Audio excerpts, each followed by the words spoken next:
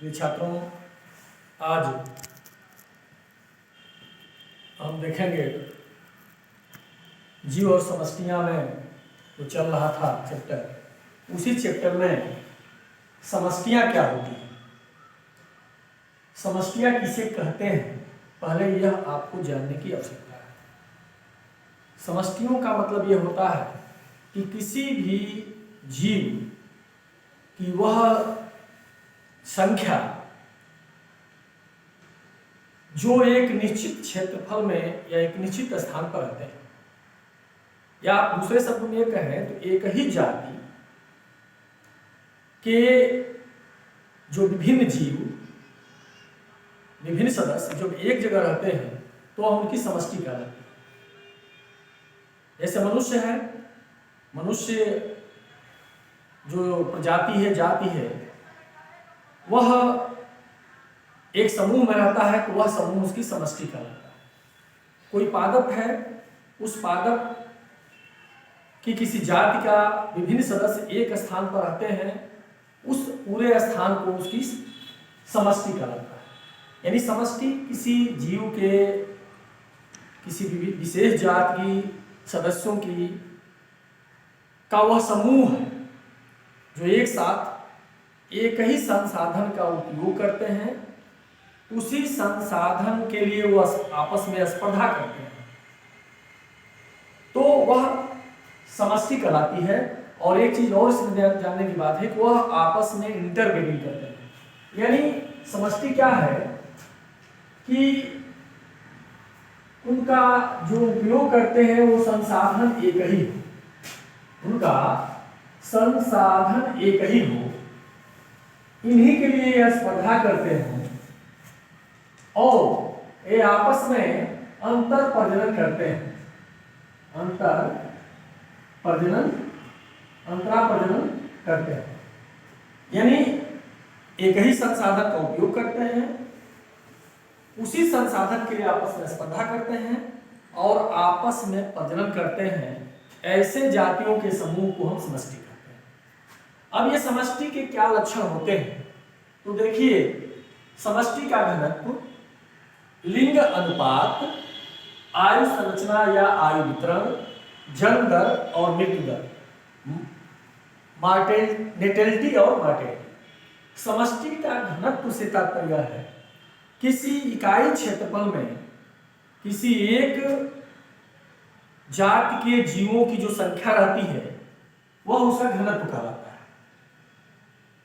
जैसे भारत में सबसे अधिक घनत्व वाला प्रदेश पश्चिम बंगाल है, क्योंकि वहां कम क्षेत्रफल में ज्यादा लोग रहते हैं। तो समष्टि का घनत्व का तात्पर्य किसी विशेष स्थान में इकाई क्षेत्रफल में किसी जीव के सदस्यों की संख्या को उस समष्टि का घनत्व कहते हैं।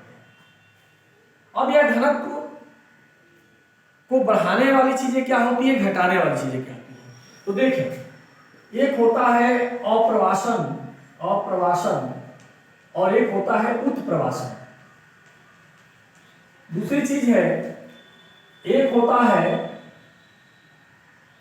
मृत्यु दर और दूसरा होता है जन्म दर।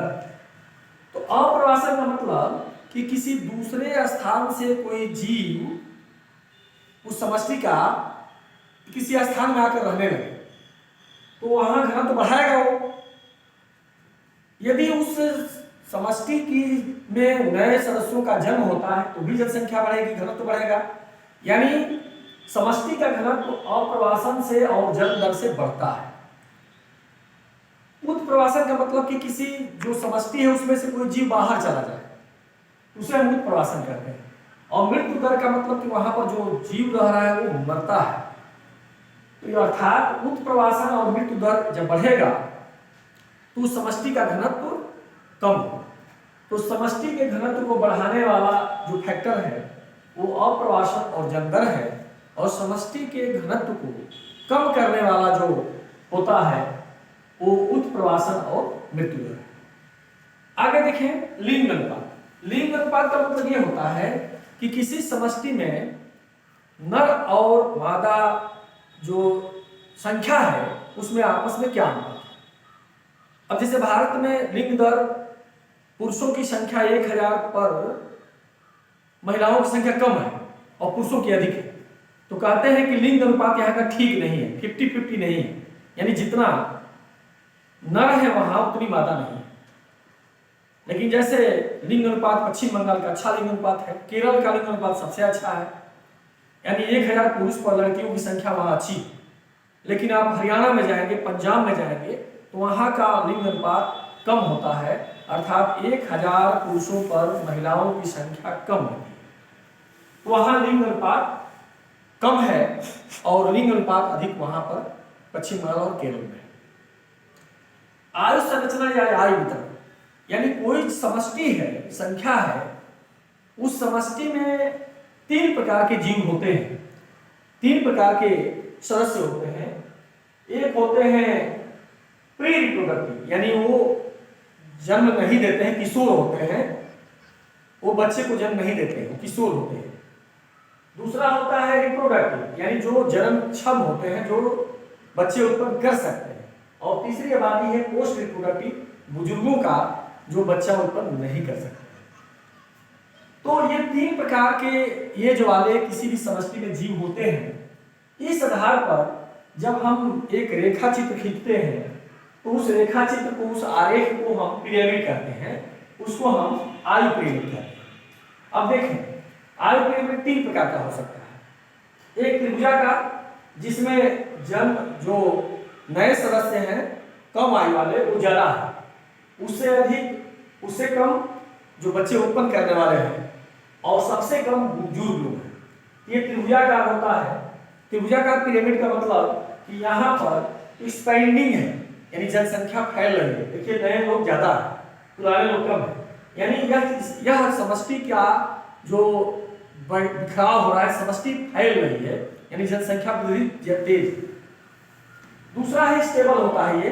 ये स्टेबल होता है, ये घंटाकार होता है। घंटाकार इसलिए कि यहाँ पर देखें तो नीचे जनसंख्या जितनी है उतनी बीच की है, उतनी ऊपर है, यानी इसमें नए सदस्य जन्म लेने वाले, नौजवान और बुजुर्ग तीनों की जनसंख्या में बहुत ज्यादा अंतर नहीं है।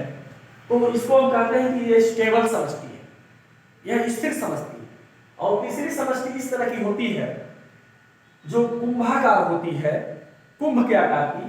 तो इसमें क्या होता है कि ऊपर सबसे कम संख्या, नीचे और बीच वाली संख्या में थोड़ा बहुत अंतर होता है, यानी सबसे बुजुर्ग काफी कम होंगे यहाँ, और बीच वाले और नीचे वाले ज्यादा होंगे, लगभग बराबर होंगे, यानी नए सदस्य जितना जन्म ले रहे हैं उसी अनुपात में नौजवान भी है, थोड़ा बहुत कम है।